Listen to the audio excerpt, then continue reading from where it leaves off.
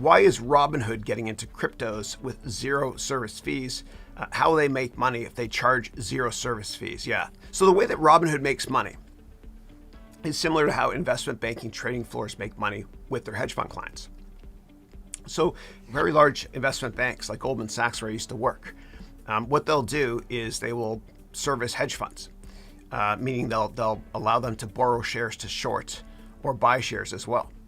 And part of the money they make is by lending out those shares to other people. And I explain this in a lot of detail in my options course, which you guys can check out if you want. If you're in my MBA program, I have a long version of it in the fourth semester in class FA44. That's Finance and Accounting, semester 4, class 4.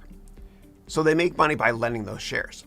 And so Robinhood and all these places that have 0% commissions, they can make money a couple different ways. Number one, they make money based on the cash balance that you have in your account. They'll get interest on that, which is not much these days because interest is basically zero.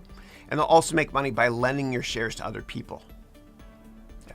And when you sign up for Robinhood or any brokerage service, we don't read the entire legal documentation, but somewhere in there it says that you will let Robinhood or whatever firm you trade through share your shares with other investors. Yeah.